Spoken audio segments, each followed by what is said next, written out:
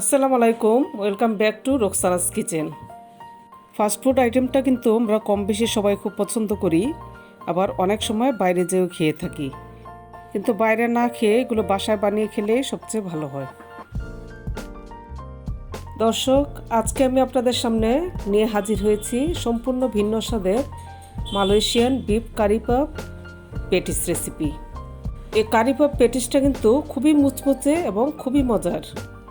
রেসিপিটি দেখার আগে যারা এখন আমার চ্যানেলে সাবস্ক্রাইব করেনি, প্লিজ একটা সাবস্ক্রাইব করুন।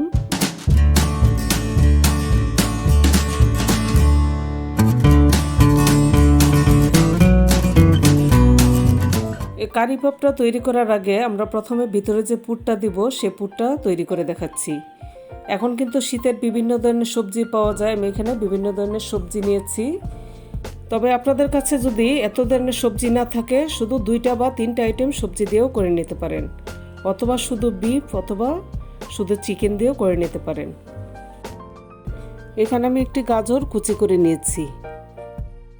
এখানে নিয়েছি 4-5টা কাঁচামরিচ কুচি। এখানে অর্ধেকটা ক্যাপসিকাম এভাবে ছোট করে পিস পিস করে কেটে নিয়েছি।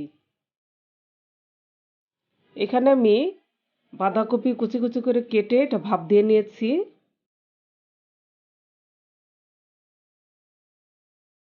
এখানে আমি আস্ত একটা আলু সিদ্ধ করে ম্যাশ করে নিয়েছি। এখানে আমি 1 কাপ পরিমাণ পেঁয়াজ পাতা কুচি করে নিয়েছি। আপনারা ইচ্ছা করলে এর পরিবর্তে পেঁয়াজ কলিও দিতে পারেন। এখানে মটরশুঁটি আছে 1 কাপ, আর এখানে আছে 1 কাপ পরিমাণ ফুলকপি। এটা আমি টুকরা টুকরা করে কেটে নিয়েছি। আর এখানে আমি গরুর মাংস রান্না করেছিলাম, সেখান থেকে 4 পিস গরুর মাংস আমি তুলে নিয়েছি।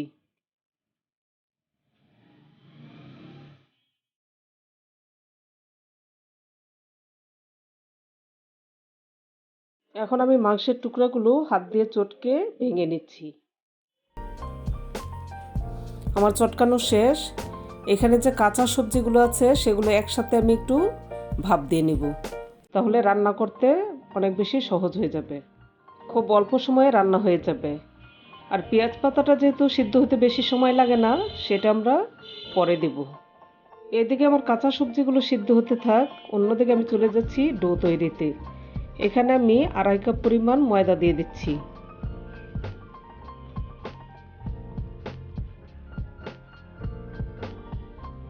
এর সাথে দিয়ে দিচ্ছি স্বাদ মতো লবণ। এখন লবণটা ময়দার সাথে খুব ভালো করে মিক্সড করে নিচ্ছি। এর সাথে আমি দিয়ে দিচ্ছি 1/3 কাপ রান্নার রেগুলার তেল। এই কারি পাপটা তৈরি করতে তেলের পরিমাণ একটু বেশিই লাগে, না হয় এটা মুচমুচে হবে না।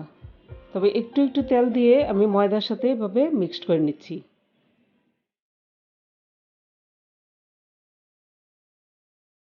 খুবই ভালো করে মিক্সড করতে হবে। ময়দাটা যখন এভাবে মুট করলে একটু জড়া জড়া হয়ে আসবে, তখন বুঝতে হবে যে এটা তেলটা ঠিক আছে। ময়দাটা কিন্তু একটু ভিজা ভিজা থাকতে হবে। এবার এর সাথে আমি দেওয়ার জন্য নিচ্ছি মেজারমেন্ট কাপের 1 কাপ পরিমাণ ঠান্ডা পানি। এটা কিন্তু অবশ্যই ফ্রিজের ঠান্ডা পানি হতে হবে, ঠান্ডা পানি ছাড়া ময়ানটা ভালো হবে না। আর কারি পাপটাও কিন্তু ঠান্ডা পানি ছাড়া মুচমুচে হবে না।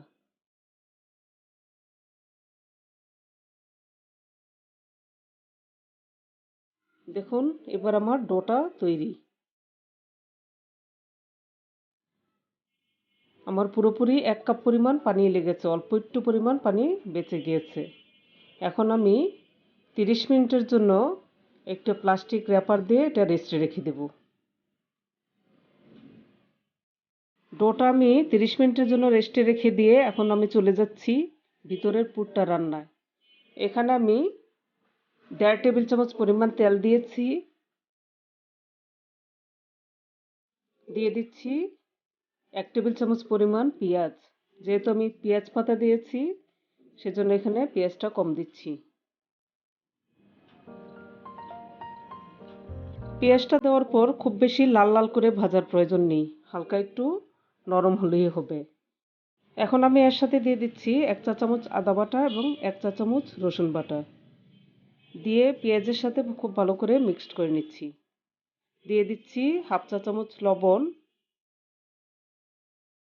সামান্য পরিমাণ পানি দিয়ে আমি একটু নেড়ে চেড়ে নিচ্ছি যেন আদা রসুনটা পুড়ে না যায়। এবার আমি এর সাথে দিয়ে দিচ্ছি হাফ চা চামচ মরিচের গুঁড়া, হাফ চা চামচ হলুদের গুঁড়া, হাফ চা চামচ জিরার গুঁড়া দিয়ে আমি আবারও খুব ভালো করে মিক্সড করে নিচ্ছি। এখন দিয়ে দিচ্ছি হাফ চা চামচ গরম মশলা পাউডার। মশলাটা কিন্তু খুব ভালো করে কষিয়ে নিতে হবে যেন কাঁচা গন্ধ না থাকে। এবার আমি এর সাথে দিয়ে দিচ্ছি বিফগুলো। বিফটা মশলার সাথে খুব ভালো করে একটু মিক্সড করে নিচ্ছি। যেহেতু বিফটা রান্না করাই আছে সেজন্য খুব বেশি সময় ধরে এখানে রান্না করতে হবে না।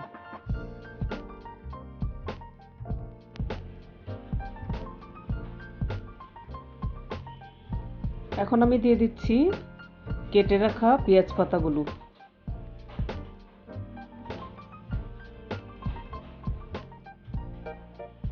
পেঁয়াজ পাতাটা দেওয়ার পরও খুব ভালো করে মিক্সড করে নিচ্ছি মাংসের সাথে। এখন চুলাটা কমিয়ে আমি 2-3 মিনিটের জন্য এটা ঢেকে দিচ্ছি।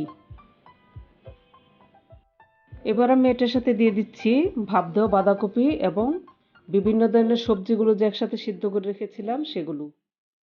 এটা কিন্তু একদম শুকনা শুকনা করে ভেজে নিতে হবে যেন ভিজা ভিজা না থাকে।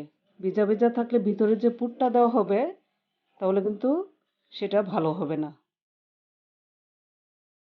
সবগুলো একসাথে খুব ভালো করে মিক্সড করে আমি 4-5 মিনিটের মতো রান্না করে নিচ্ছি।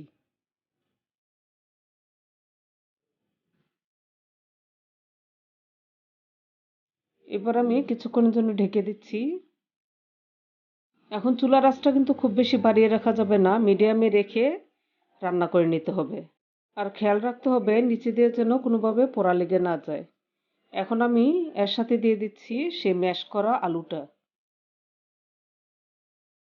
আলুটা দিলে ভিতরের পুরটা আঠালো হবে আর অতিরিক্ত যে পানিটা আছে সেটা টেনে নিবে, পুরটা ভালো হবে। আমার কিন্তু পুরটা রেডি। এখন আমি এমন একটা ম্যাশার দিয়ে এভাবে ম্যাশ করে নিচ্ছি।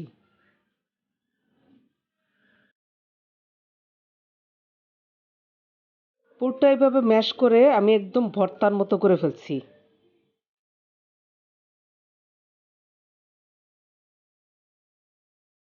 ভিতরের পুরটা আমার ম্যাশ করা শেষ। এবার আমি চারদিক থেকে এভাবে আরেকটু মিক্স করে নিচ্ছি। আর নামানোর আগে কিছুটা ধনেপাতা কুচি দিয়ে দিচ্ছি। ধনেপাতা কুচিটা দিলে এটার ফ্লেভারটা খুবই সুন্দর আসে। সবশেষে আমি দিয়ে দিচ্ছি হাফ চা চামচ গোলমরিচের গুঁড়া দিয়ে আবারও পুরটার সাথে একটু ভালো করে মিক্সড করে নিচ্ছি।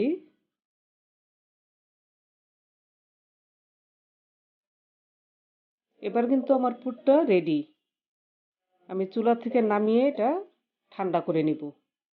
পুরটা আমি ফ্যানের বাতাসে ঠান্ডা হতে দিয়ে অন্যদিকে চলে যাচ্ছি খামিরের কাছে। আমার খামিরটা রেডি, অনেকটা সফট হয়ে এসেছে খামিরটা। এখন আমি একটা ব্যাটার তৈরি করে নেব। একটা ছোট্ট একটা বাটিতে 3 চা চামচ আমি কর্নফ্লাওয়ার নিয়ে নিচ্ছি,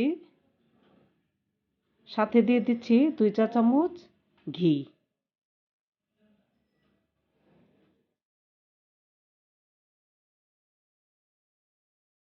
এবং দিয়ে দিচ্ছি 2 চা চামচ তেল। এখন আমি কর্নফ্লাওয়ারের সাথে ঘি এবং তেলটা খুব ভালো করে মিক্সড করে নিচ্ছি। পুরোটা মিক্সড করলে কিন্তু পাতলা একটা ব্যাটার তৈরি হবে। আমার ব্যাটারটা রেডি। এবার আমি খামিরটাতে চলে যাচ্ছি।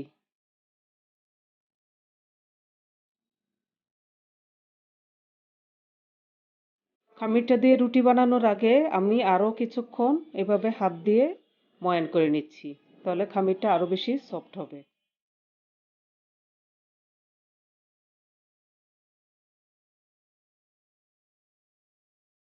এখন খামিরটাকে আমি সমান 3 ভাগে ভাগ করে নিচ্ছি।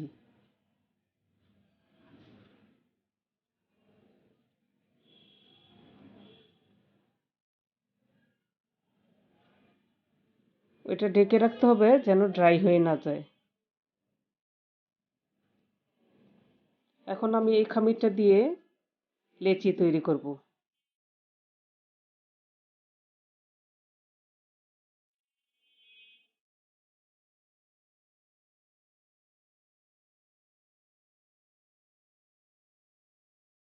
খামিরটাকে আমি 2 ভাগে ভাগ করে নিচ্ছি।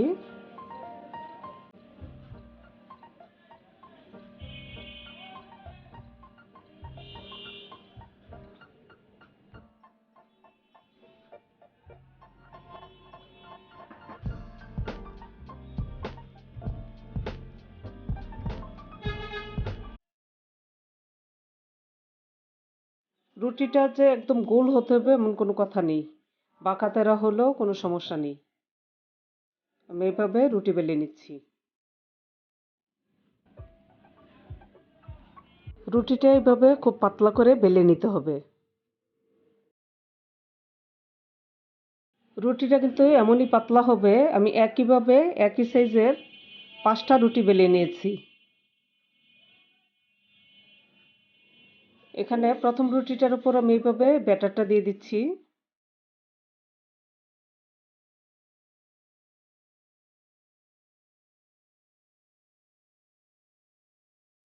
এর উপরে আমি সেকেন্ড রুটিটা দিচ্ছি।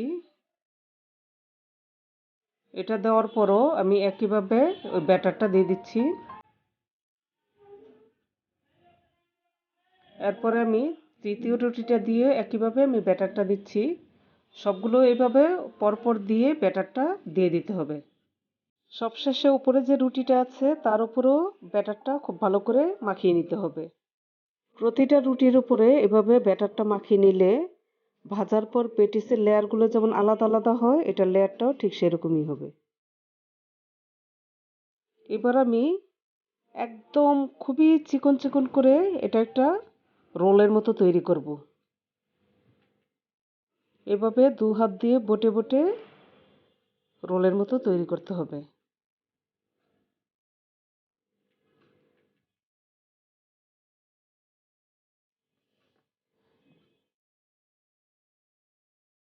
রোল করার পর খুব ভালো করে সাইডগুলো লাগিয়ে দিতে হবে। আর 2 হাত দিয়ে পিঠের উপরে এভাবে একটু ভালো করে রোল করে নেবেন, তাহলে রোলটা সমান হবে।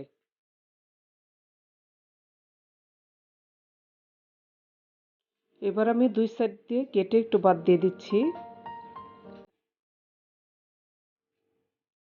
বাদ দেওয়া অংশটা কিন্তু ফেলে দিবেন না, এটা দিয়ে আবার তৈরি করা যাবে। এখন আমি সমান সমান করে রোলটাকে 5 পিস করে এভাবে কেটে নিচ্ছি। আর সাইডের যে অংশটা আছে সেটা আমি রেখে দিচ্ছি। এটা দিয়ে আমি আবার পরে কারি পাপ তৈরি করে নিব। এবার পিসগুলোকে আমি একটা ম্যাশার দিয়ে এভাবে উপর থেকে চাপ দিয়ে নিব। দেখুন একটা গোল একটা শেপ চলে এসেছে। প্রত্যেকটাকে আমি এভাবে চাপ দিয়ে গোল করে নিয়েছি। এবার আবারও এটা দিয়ে আমি রুটির মতো বেলে নিব।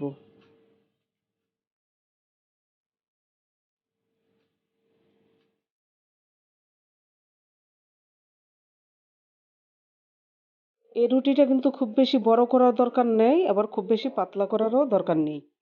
এর পুরুত্বটা হবে আমরা যে রেগুলার রুটি তৈরি করি সেটার মতো। আমি এবার 2 দিক থেকে এভাবে সাইডগুলো কেটে নিচ্ছি। কেটে নিয়ে ঠিক মাঝামাঝি পুর দিয়ে দিচ্ছি।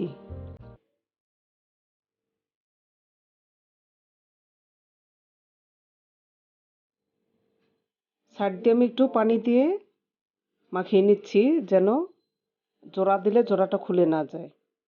এবার আমি 2 সাইডটা এভাবে লাগিয়ে দিচ্ছি।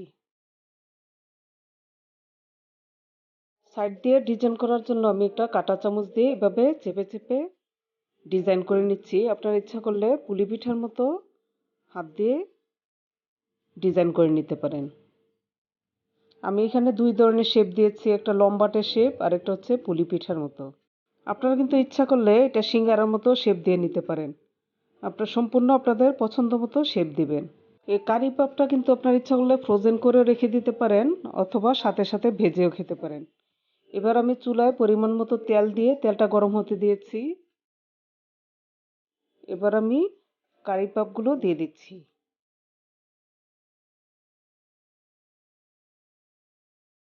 এখন কিন্তু চুলার আঁচটা থাকবে মিডিয়ামে, এটা হাই হিটে ভাজলে কারি পাপটা ভালো হবে না।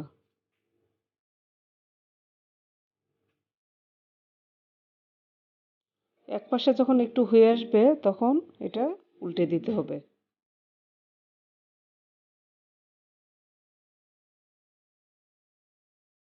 4-5 মিনিট ভেজে নেওয়ার পর কারি পাপটা কিন্তু একটা ব্রাউনিশ কালার চলে এসেছে। আমি এখন তেলের থেকে এগুলো তুলে নিব। তাহলে দর্শক, তৈরি হয়ে গেল আমার মালয়েশিয়ান ঐতিহ্যবাহী কারি পাপ রেসিপি। আপনারা অবশ্যই বাসায় ট্রাই করবেন, আর এটা কিন্তু খুবই মজার এবং খুবই মুচমুচে। আর এটার স্বাদটা কিন্তু পুরোপুরিভাবে আমরা যে দোকান থেকে পেটিস কিনে খাই সে পেটিসের মতোই। রেসিপিটি অবশ্যই আপনারা বাসায় বানিয়ে খাবেন। আর দর্শক, আপনারা সবাই ভালো থাকুন, সুস্থ থাকুন। আজকে এই পর্যন্তই। সামনে দেখা হবে কোনো না কোনো রেসিপি নিয়ে। আল্লাহ হাফেজ।